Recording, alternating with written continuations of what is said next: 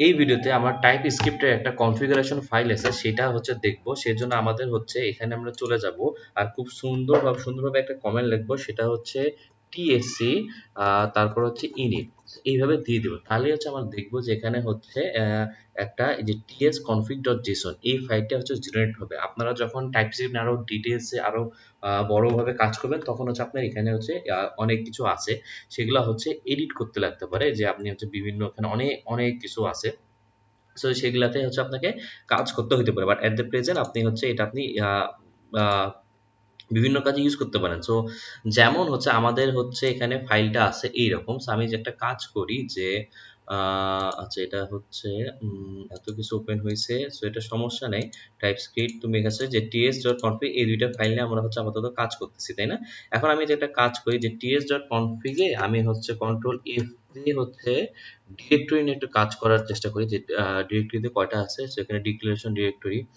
আমি হচ্ছে output directory একটা কাজ করার চেষ্টা করি, সেটা আপনাদের বোঝানোর জন্য যে এখানে আউটপুট ডিরেক্টরি নিয়ে ৬টা আসছে। সো আমি হচ্ছে আউটপুট ডিরেক্টরি এভাবে আসে না, এক্সাক্ট নামটা কি ছিল সমস্যা নেই, আমি হচ্ছে এখানে খুঁজতে পারবো। সো এখানে হচ্ছে ডিরেক্টরি রুট ডিরেক্টরি। সো এটা হচ্ছে রুট ডিরেক্টরি, হচ্ছে আমাদের এই যে কাজটা হবে এটা কোন ফাইল, এখন হচ্ছে আমাদের কোন এই যে রুটে যেগুলো আছে ইন্ডেক্স ডট টিএক্স যেহেতু রুটে আছে, সো এখানে রুটের কাজ করে। আমি যদি এটা এমন কাজ করি যে আমি হচ্ছে এটাকে চেঞ্জ করে আমি হচ্ছে সোর্স দিব, মানে আমি একটা সোর্স ফোল্ডার নিব, সেখানে হচ্ছে আমি আমার index ডট টিএক্স রাখবো। So আমি হচ্ছে একটা এখানে হচ্ছে আমি একটা ফোল্ডার ক্রিয়েট করি, ফোল্ডার ক্রিয়েট করব। সো এখানে হচ্ছে ওপেন এডিটরে, আরে কেন হও না বাবা, এই যে সরি, এখানে হচ্ছে তারপর হচ্ছে সোর্স দিলাম, তারপরে হচ্ছে আমি index ডট টিএক্স টাকে আছে সেখানে মুভ করব।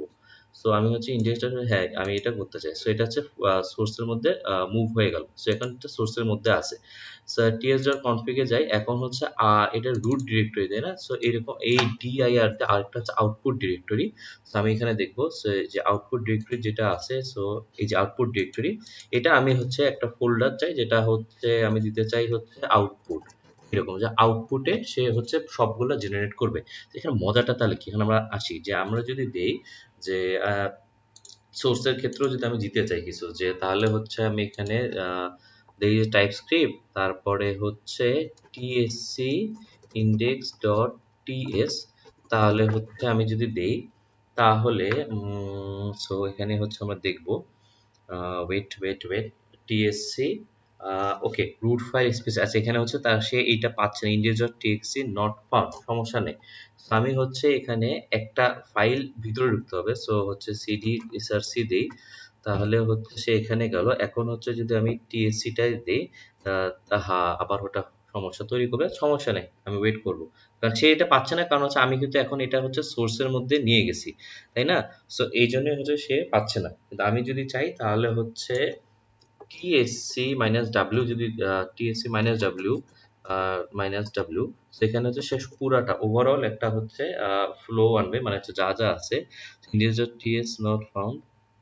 হ্যাঁ, এটা এই যে এখন হচ্ছে দেখতে পাচ্ছি আউটপুট একটা ফোল্ডার। আউটপুট ফোল্ডারে সেক্ষেত্রে যে আমার আউটপুটটা জেনারেট করে দিছে। সো মূলত আমি কি করলাম, আমি হচ্ছে একটা ts.config জেসন ফাইল জেনারেট করছি।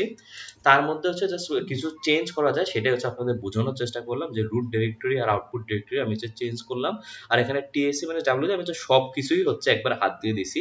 এটা হচ্ছে পুরাটাই হচ্ছে অন করে দিলাম। অনেকটা হচ্ছে এরকম। বাট যেটা আপনারা বুঝতে পারতেছেন যে আউটপুট ডিরেক্টরি আমাদের কিন্তু এটা হচ্ছে index.js, এটা হচ্ছে হয়ে গেছে। সো এখন কিন্তু আমাদের যখনই এটা আমাদের কাজ করব, তখন আমাদের অটোমেটিক হচ্ছে এটা index.js এ চলে যাবে। আমি চাইলে এটাকে হচ্ছে সরাই আমাদের বাইরে একদম নিয়ে আসতে পারি।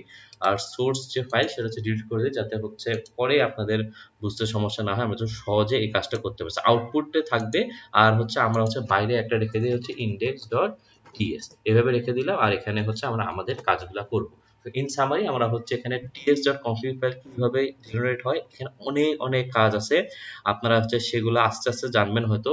প্লাস এটা আপনারা লিঙ্কে, ওগুলো আপনাকে আমি লিঙ্ক কমেন্ট সেকশনে দিয়ে দিব, সেখান থেকেও আপনারা এটার ডিটেলস সম্পর্কে জানতে পারবেন। প্রচুর প্রচুর অপশন আছে, বাট আমরা একটা দুইটা চেঞ্জ করে দেখলাম যে এগুলোর আসলে মানে কি, আর এটা আসলে ইমপ্যাক্ট কিভাবে করতে পারে।